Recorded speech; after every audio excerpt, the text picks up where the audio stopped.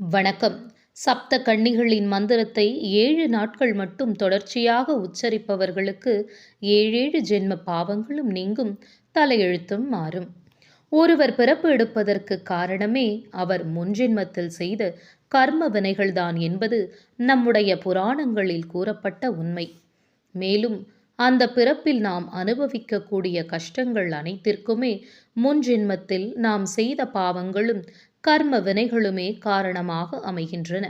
ஒருவருக்கு 7 ஜென்மங்கள் இருக்கும் என்றும் 7வது ஜென்மத்தில் அந்த 7 ஜென்மத்திலும் நாம் செய்த அனைத்து விதமான கர்ம வினைகளையும் போக்குவதற்குரிய கஷ்டங்களை அனுபவிப்போம் என்று கூறப்படுகிறது. அப்படி பல கஷ்டங்களை தரக்கூடிய முன்ஜென்ம பாவங்களை நீக்குவதற்கு கூற வேண்டிய மந்திரத்தை பற்றிதான் இந்த மந்திரம் குறித்த பதிவில் நாம் பார்க்க போகிறோம். ஒருவருடைய வாழ்க்கையை மாற்றும் சக்தி கொண்டதாக தான் மந்திரங்கள் திகழ்கின்றன. இந்த மந்திரங்களை நாம் உச்சரிக்கும் முறையை பொறுத்தும் மாறுபடும்.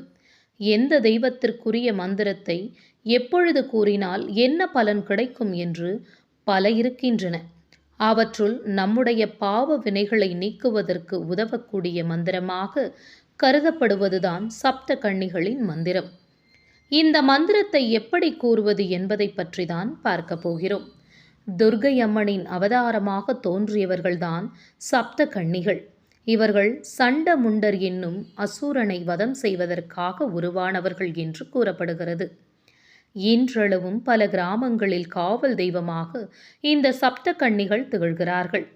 இதில் பிரசித்தி பெற்ற திகழக்கூடிய தெய்வமாக வாராகியம்மன் இருக்கிறார். இருப்பினும் இந்த சப்த கன்னிகளையும் நாம் தொடர்ச்சியாக வழிபாடு செய்யும் பொழுது நம்முடைய தலையெழுத்தை மாறும் அளவிற்கு நன்மைகள் உண்டாகும் என்று கூறப்படுகிறது. இந்த சப்த கன்னிகளின் மந்திரத்தை என்றைக்கு வேண்டுமானாலும் உச்சரிக்க தொடங்கலாம். தொடர்ச்சியாக 7 நாட்கள் உச்சரிக்க வேண்டும்.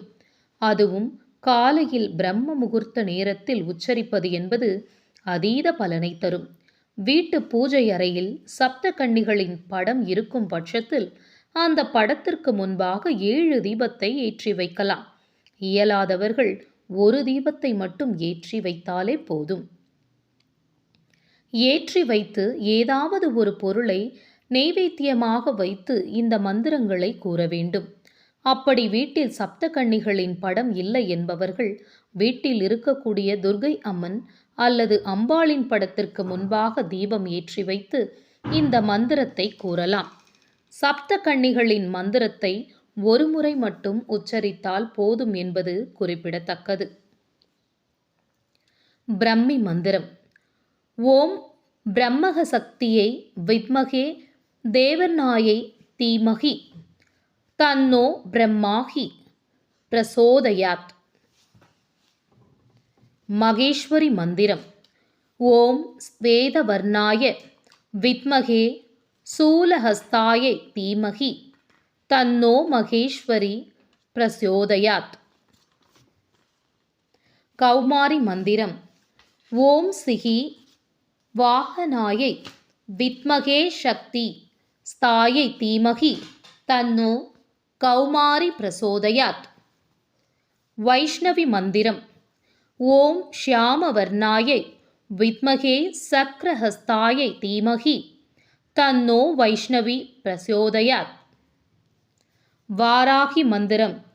ஓம் ஷியாமலாய வித்மகே ஷலஹஸ்தாய தீமகி தன்னோ வாராகி பிரசோதயாத். இந்திராணி மந்திரம். ஓம் ஷியாமவர்ணாய வித்மகே வஜ்ரஹஸ்தாய தீமகி தன்னோ ஐந்தீர் பிரசோதயாத்.